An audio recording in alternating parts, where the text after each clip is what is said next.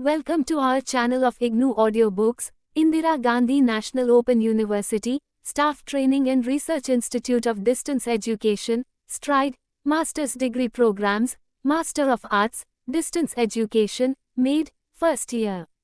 MDE 413 Learner Support Systems and Services. Block 4 Assessment of Learner Performance. Unit 3, Tutoring Through Correspondence.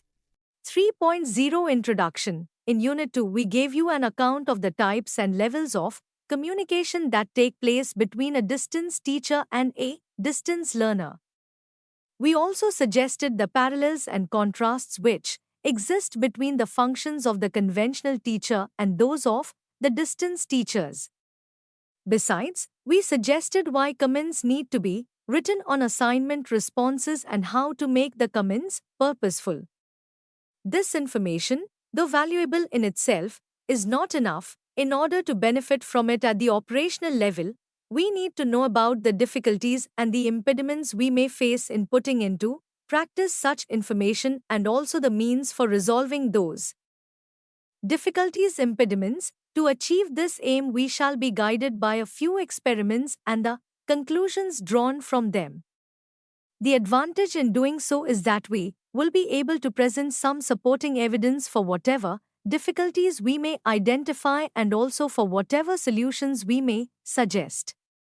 Consequent upon which, we hope you will be convinced that such difficulties really do exist and that they can be resolved, the realization of which is immensely significant for successful distance teaching. 3.1 Learning Outcomes. In this unit, we intend to times inform you about some fallacies which continue to stand in the way of the successful functioning of distance education programs. Times identify the significant biases which stand in the way of successful two-way communication between distance learners and distance teachers, and times suggest means for overcoming these fallacies and biases.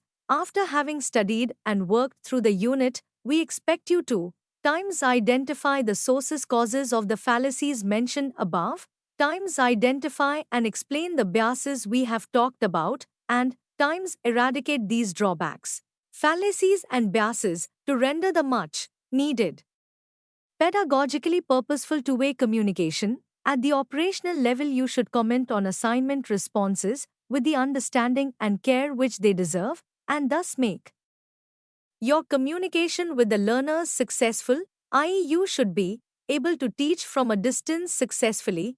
3.2 Distance Teaching, Tasks and Problems. In Unit 2, we did suggest that distance teaching consists mainly of the academically useful conversation between the distance learner and the distance teacher, mediated didactic conversation in Holmberg's words, and that the basis of this conversation is in the assignment responses written by the former. What are the tasks involved in building this conversation? What are the problems in performing these tasks? Let us look into these issues in the sections that follow. 3.2.1 Tasks of a Distance Teacher. Think of this situation. A distance teacher has received an assignment.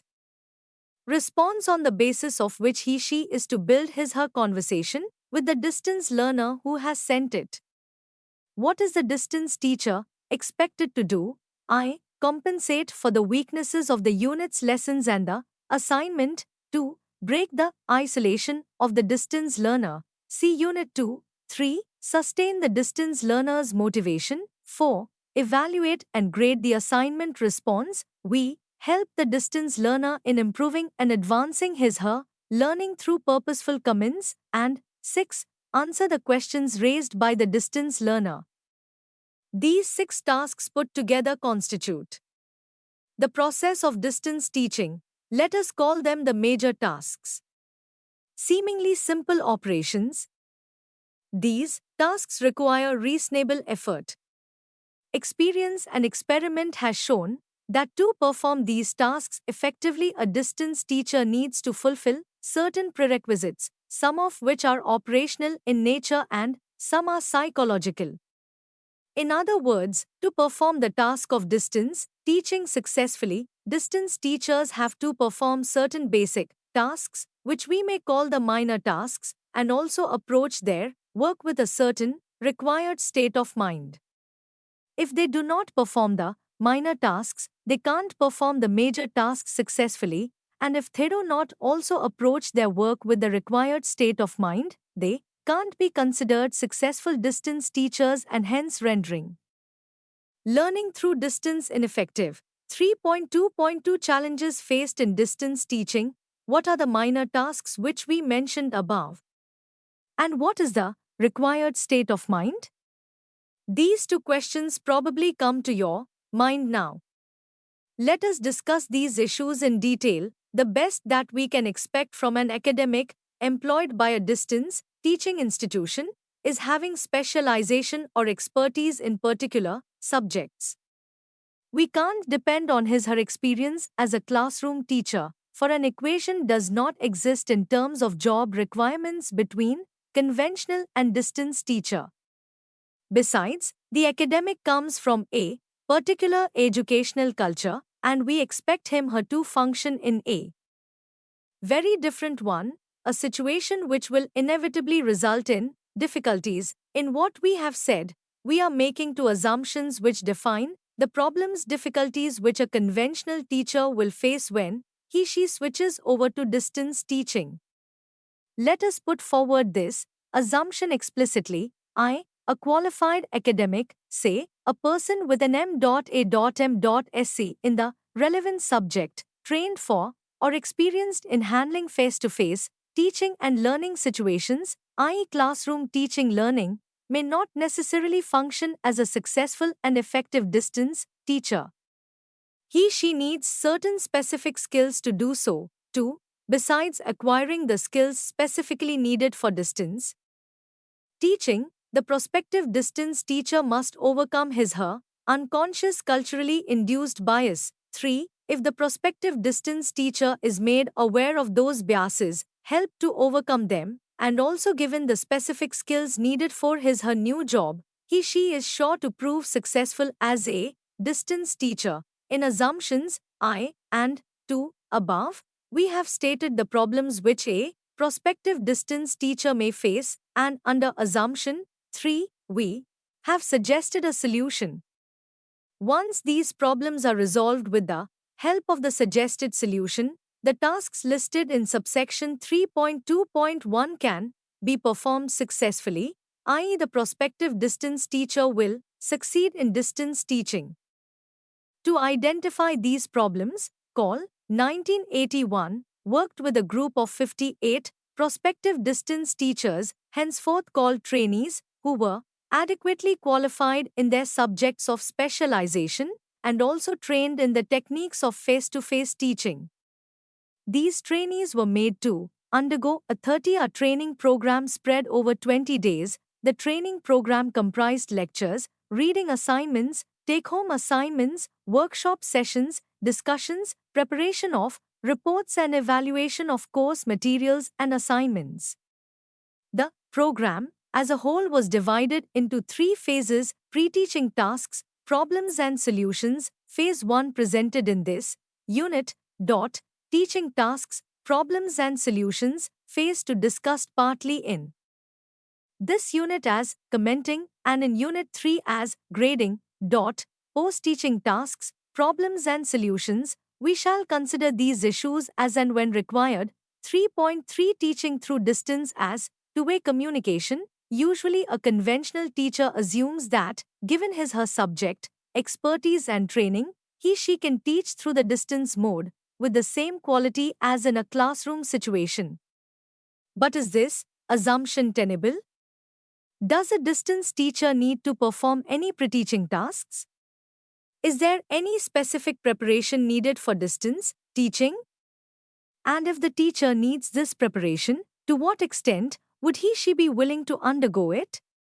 Let us look for answers to these questions. 3.3.1 Problem of motivation. The 58 trainees mentioned above were told about the relevance of distance education and the strengths and weaknesses of the written word as a medium of academic communication. This lecture was followed by a workshop session which began with a few instructions. Hence, all of them considered themselves as distance teachers, and whatever tasks were assigned to them, they performed with the role in mind, though their perceptions of what a distance teacher should or should not do in a particular situation was left to their judgments. In the workshop session, they were asked, to study a teaching unit which was prepared for distance learners, and 2. To prepare a brief outline of its contents which could be used to teach in distance to the learners for whom the unit was prepared. After the reading exercise was over, it was found that only 46% of the trainees showed interest in the exercise by preparing fairly accurate content outlines, 18% showed a half-hearted interest, 20% showed indifference, and 16% showed distrust as they returned blank sheets of paper. The first step in distance teaching is to study the teaching unit, to get acquainted with its actual contents, its scope, and the depth of treatment. It is not suggested that the distance teacher has to learn the contents, for he/she already is a subject expert. However, he/she must see what the course writers want to achieve through it. As already mentioned, only 46% of the trainees showed an inclination to perform this initial task. There could be 3 possible reasons why the trainees may have shown complete or partial disinterest in this exercise. These are: had the trainees been informed in explicit terms that they were to read the unit with a view to correcting assignment responses based on the unit, they would have studied it thoroughly. 2. As the theme of the unit was familiar, known to all the trainees, it might not have attracted their attention. 3. The trainees had little motivation to do the task and were thus not favorably inclined even to take the very first step in the process of distance teaching, i.e., to study the teaching unit and prepare a brief content outline. The first of these views reasons may be correct, but it does not explain why 46% of the trainees did really show interest in the exercise, though they too had no additional explicit or implicit information about the purpose. So, the first view does not account for the complete data. The second view reason 2 fails to explain the whole data, i.e., if the topic was familiar and therefore held no attraction for some readers, it should have been so for all the respondents. There seems to be a lot of strength in the third view reason. It is trainee-centered, unlike the first 2 reasons, and sees that depending upon the degree of their motivation, the trainees either did or did not study the unit properly. Obviously, the problems of motivation or of desirable attitudes are not exclusively learner-centered issues. It is not only the distance learners who face problems caused by the lack of motivation. Distance teachers too face them, and they need to overcome them before they can do any good to the distance learners. However, there could be many other causes for the phenomenon discussed above, some of which we will now discuss. 3.3.2 Problem of isolation. On being informed that only 46% of them had shown interest in the first exercise, one could see that some of the trainees felt sorry, while others were amused about it. We were now ready for the second workshop session, which started with a lecture about a checklist that could be used to assess the strengths and weaknesses of the unit lesson under consideration as a self-instructional unit. It was explained that the checklist consists of the following points. Are there any access learning aids such as glossaries, self-check exercises, summaries, etc., built into the unit? If so, are they explicit and effective? 2. Have the objectives of the unit been stated? 3. Does the content agree with the objectives? If yes, does it maintain a desirable standard? 4. Does the structure of the unit conform to the principles of course design? If yes, does it promise to contribute the maximum possible to the learning process? It was suggested that the above checklist could be used for an adequate assessment of any course unit. So, it was used to evaluate the given unit that they were working on. To perform this task, the group of trainees was divided into 15 smaller groups, with at least 3 trainees in each group. which was then asked to perform the following 3 tasks. I. Read the same unit more carefully than before. 2. Discuss, within the group, the content and the various features of the unit. 3. Prepare a report, group-wise, on the strengths and weaknesses of the unit on the basis of the checklist given above. The exercise was done, and the group reports were submitted. It was interesting to note that in spite of repeated readings of the unit and group discussions within the framework of the checklist provided for the purpose, the assessment of the unit made by various groups did not match with one another on some of its most significant portions. It was a clear indication of the fact that distance teachers, trainees in this case, may be isolated from one another, i.e., they think differently, react and respond to a unit differently.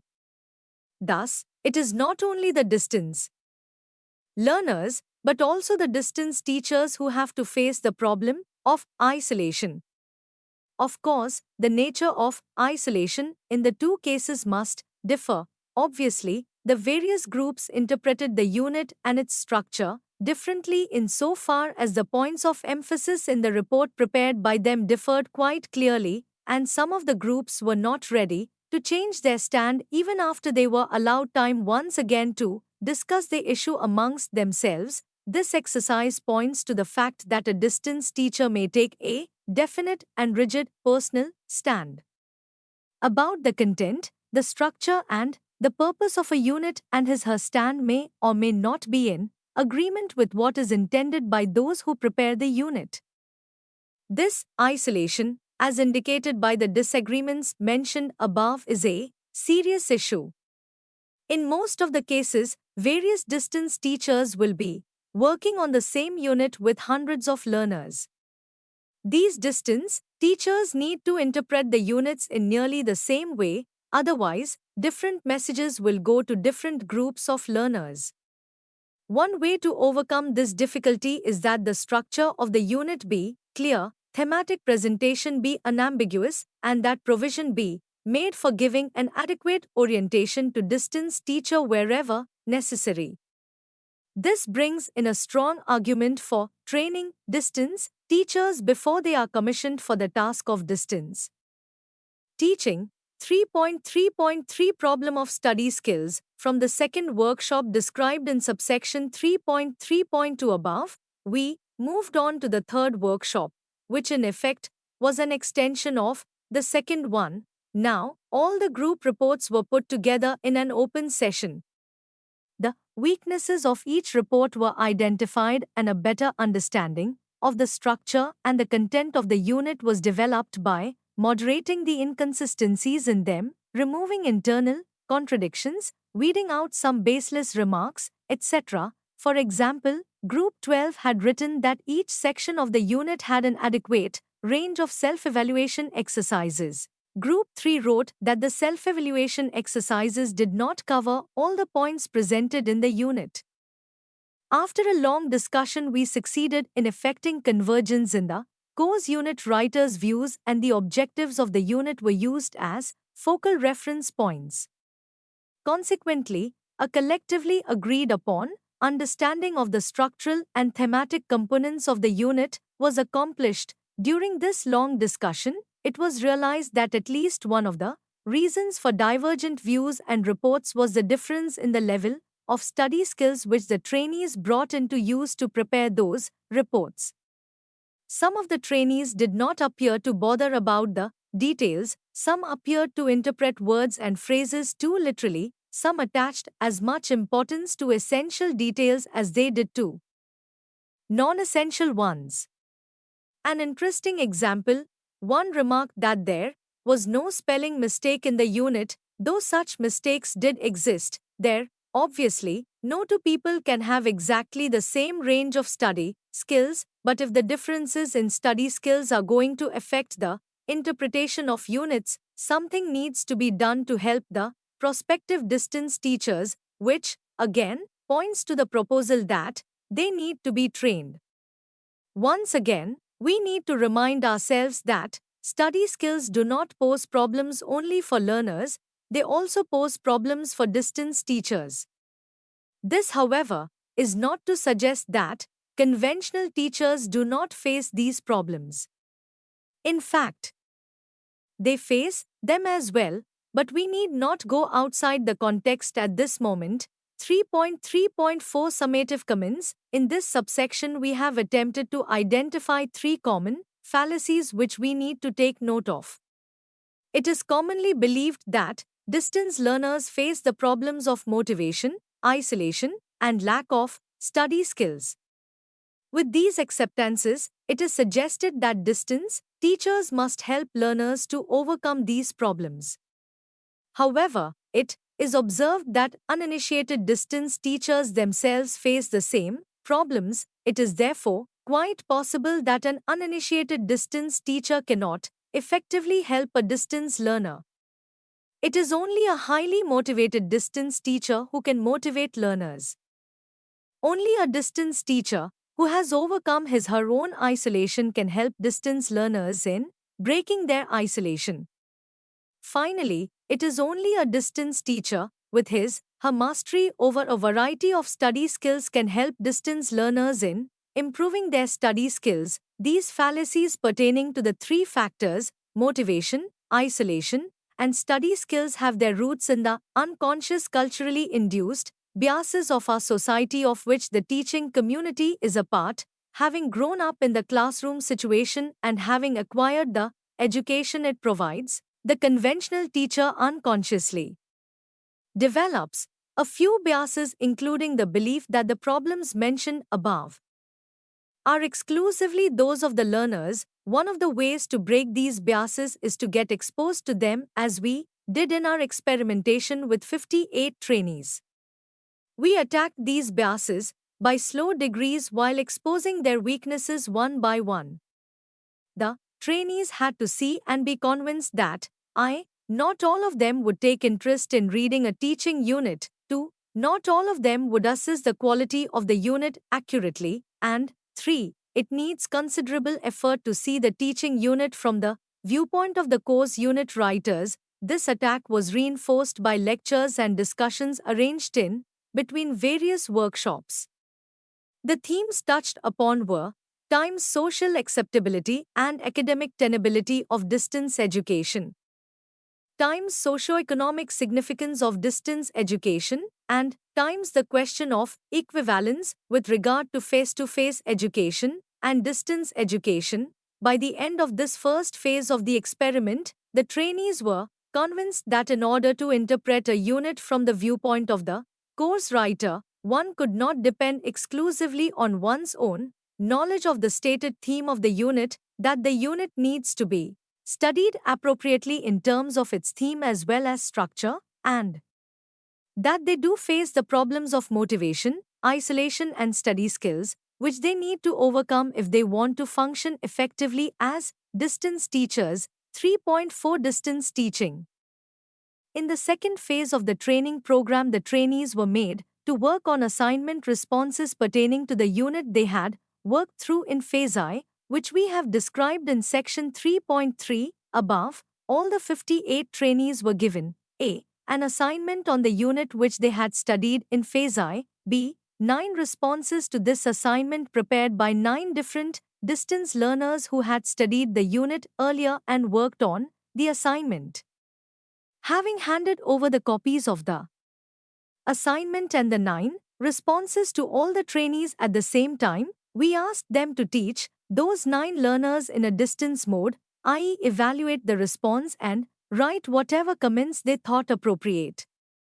With this began the actual process of teaching in distance. 3.4.1 Distance teaching, a 4-step process. Having studied the teaching unit and assessed its weaknesses and strength, structural as well as thematic, the distance teacher must be able to assess the assignment too, so that he/she may assess the responses in the light of the characteristics both of the corresponding unit and other learners.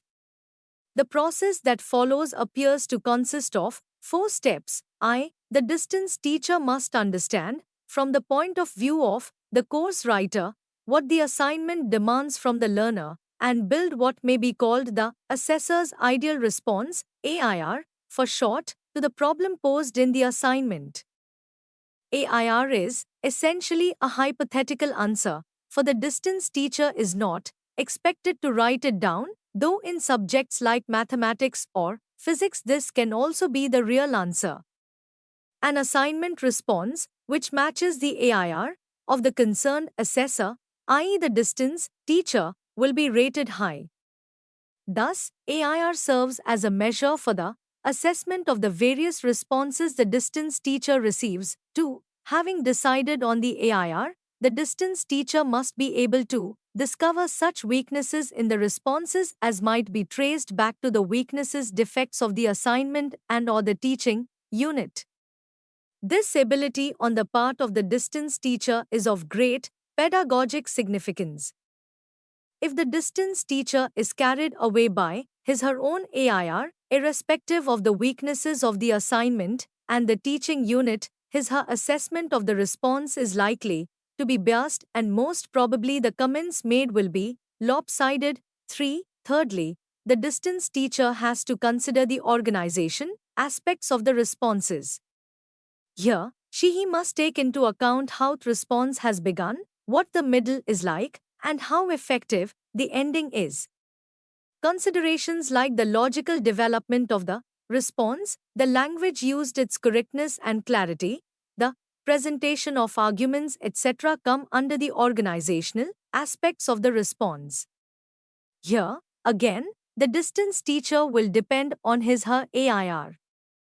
However, it is possible for a distance teacher to be carried away by the language and style of a response, despite poor or even irrelevant content. It is therefore necessary that fairly precise values are assigned to the various organizational aspects of responses. 4. Lastly, the distance teacher must grade the responses, and this grade should very clearly be reflected in the comments he writes on the response. These comments may have one, more, or all of the following functions: A. Keep the distance learner motivated, i.e., on the course. B. Break the walls of isolation which the distance learner is surrounded by, and C. Help the learner improve his/her learning through comments that teach, i.e., the teaching type comments. See Unit 2. Whatever may be the occasion of these comments, whether they are written as comments on responses, as explanation for the grades awarded, as replies to letters or representation, the distance teacher has to direct his/her efforts towards one aim, namely to effect teaching successfully. Can an uninitiated distance teacher perform these tasks satisfactorily? 3.4.2 Assessor's Ideal Response, AIR, to answer the above question. We once again turn to the activities of our experimental group of 58 trainees. To build appropriate links in the argument, please turn to the introductory note under section 3.4. Above, the trainees had already gone through the unit thoroughly. See section 3.3 when they were asked to study the assignment and prepare notes indicating what each of them thought was the ideal response to the assignment.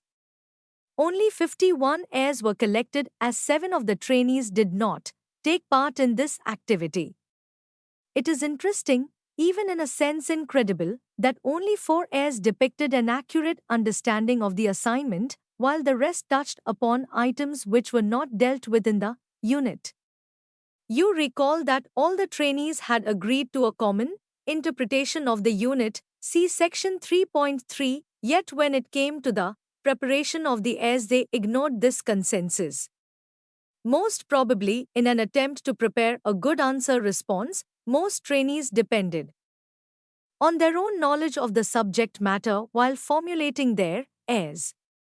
It appeared as if bits of the teaching unit and the assignment and the focus became invisible to them and were lost by many of them. This phenomenon brings to light yet another aspect of unconscious, culturally induced bias, UCIB, for short. It is quite likely that, while assessing the assignment responses, the uninitiated distance teachers will look at the assignment in terms of their own subject expertise, rather than what is available and/or intended in the unit lesson concerned.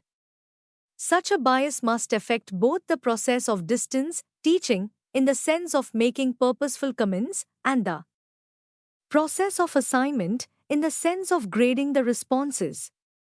Let us stop for a moment and think of ways to solve this problem. One answer to this question is that the course writer prepares an outline of the ideal response and sends it to the distance teacher to guide him/her in assessing the responses. Another way is that the distance teacher is oriented towards using the unit concerned along with the corresponding assignment to build an ideal response. Whatever may be the case, the distance teacher should not start assessing responses before he conceives the ideal answer, not necessarily in writing, for otherwise the assessment is bound to be faulty. 3.4.3 Assessor's Comments. Please turn to the last sentence in subsection 3.4.1.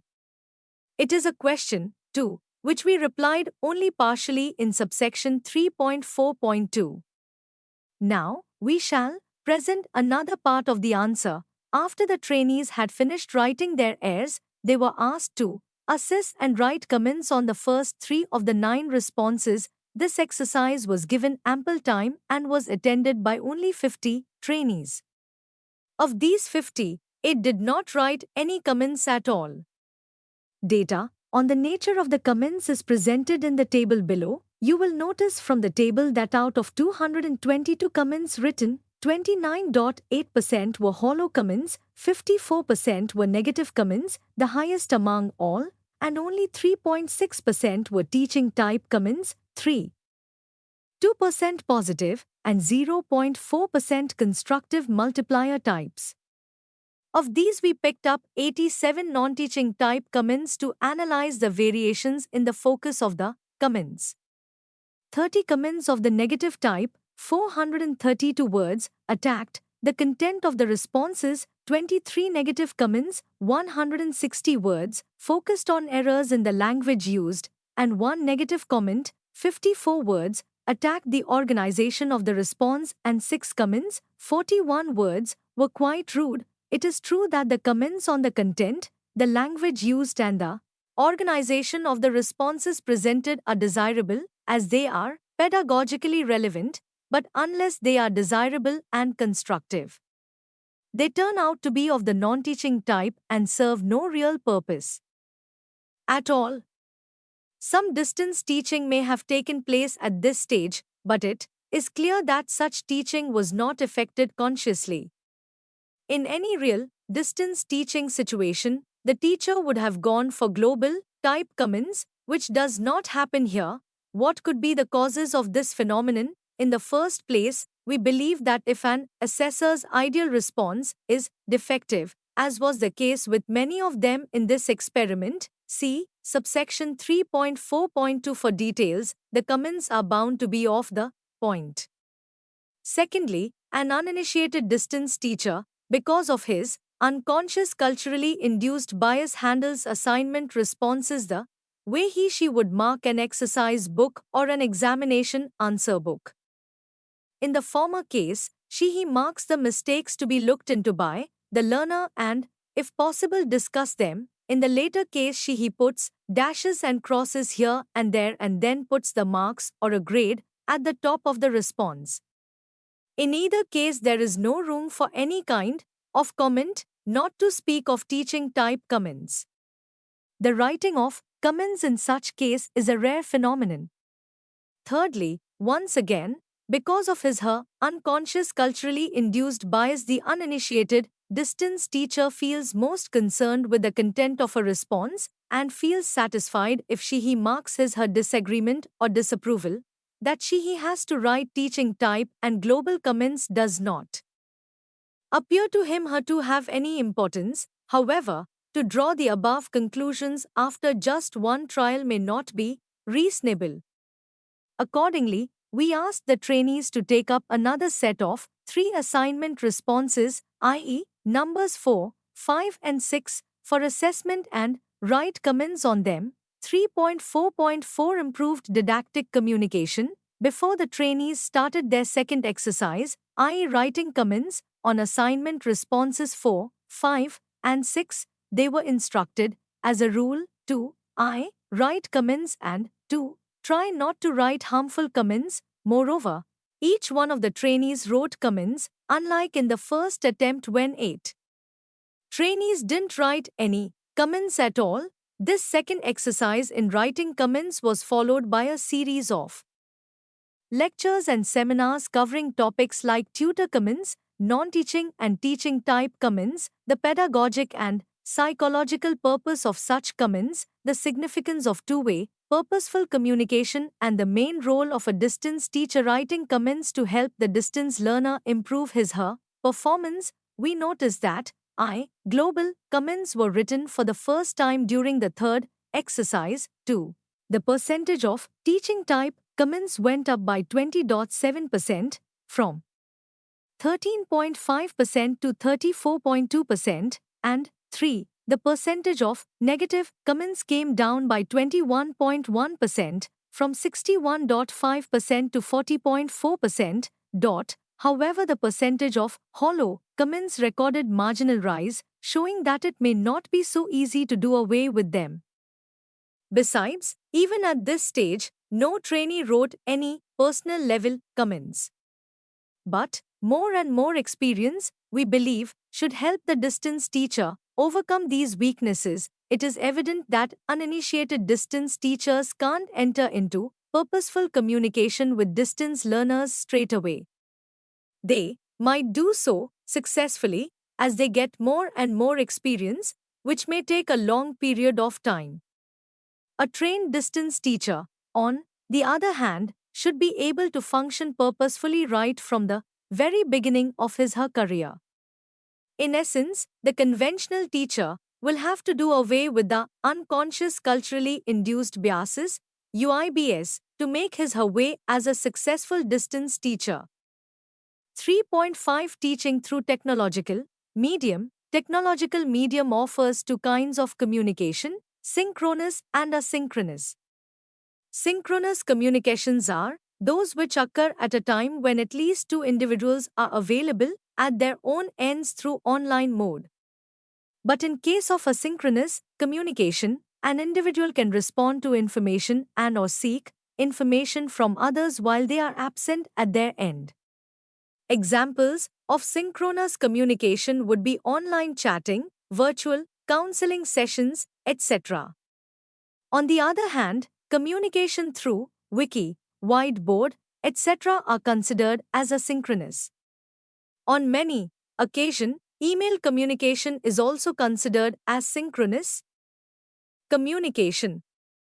The commonality among all these communications is that they require technological equipment, such as computer and internet service. It implies that the Internet and World Wide Web, WWW, have significant contribution in teaching learning paradigm for the interaction and collaboration among all and between distance teachers and learners. According to Jung et al., 2002, interaction in web-based instruction showed that the social interaction group outperformed the other groups, and the collaborative interaction group expressed highest level of satisfaction with their learning process.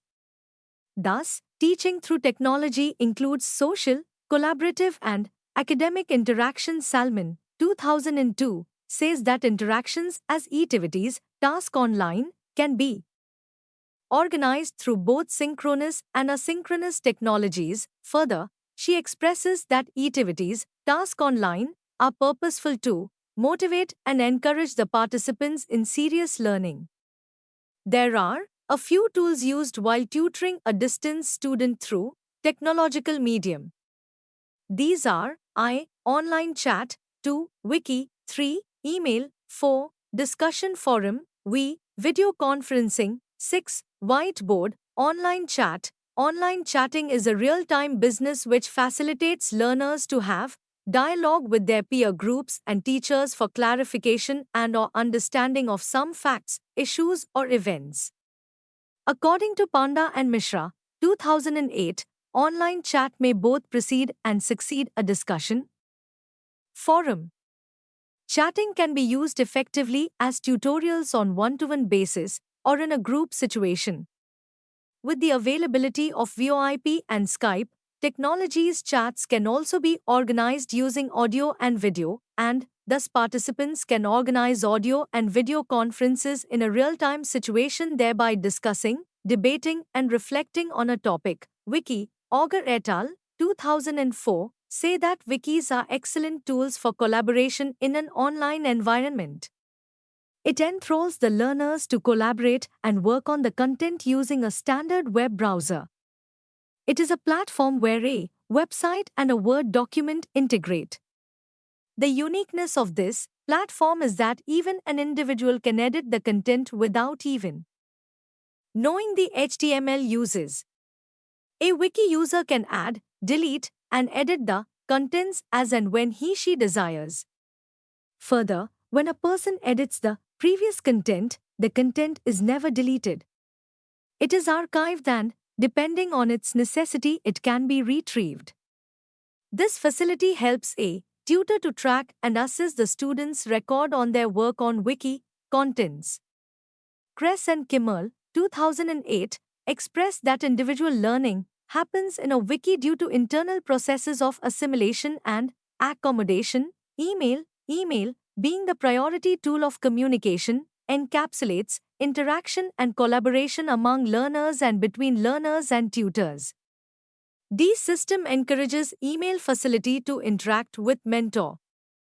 Maintain dialogue among learners. Watt, 1995, reported that teaching through electronic mail should be supported by other communication media, and it is useful to send course materials to the participants and do large mailings quickly. Discussion forum, Murray and Mara, 2005, demonstrate that learners are expected to share experiences, negotiate meanings, and construct knowledge within discussion forums. Discussion forum encourages and engages through teaching, cognitive and social presence, reflection in participants for higher order thinking and critical reflection. Owen, 1993, writes, asynchronous communication is, in my view, essentially reflective and responsive communication. Capturing or downloading the electronic text for reading offline or in printed form, for instance, is something we encourage our students to do so that they may feel free to contribute to whatever ways they find appropriate, and at times they feel it is appropriate as well. I believe this happens best when people have had a chance to reflect on their experience, consider the language they would choose to express their ideas, and compose their ideas to their own satisfaction. p.141. Sometimes, the participants may be encouraged to initiate, lead, and conclude a synchronous discussion on self-chosen topics. This provides more opportunities for deeper thinking and self-reflection. Discussion forums are generally meant to motivate for self-study, have a group feeling, and provide an opportunity to express one's ideas and views and also to critique those ideas. Panda Mishra, 2008. Video conferencing, the use of full-motion video to see and hear two or more persons in two or more locations is referred to as video conferencing. It could be delivered through two types of technologies, Internet Protocol, IP-based, and Integrated Services Digital Network, ISDN-based, ACAR, 2007. It could also be room-based or desktop-based.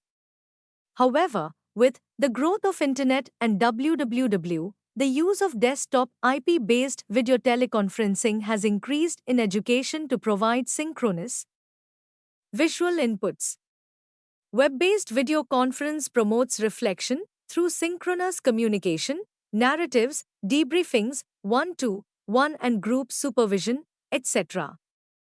It allows partnerships among peers, exchange perspectives and gain understanding in a collaborative manner. Daly et al. 2008. However, video conferencing sessions are often critically dependent on the expertise of the facilitator, who normally retains the control. Hedestic and Kaptelin in 2005.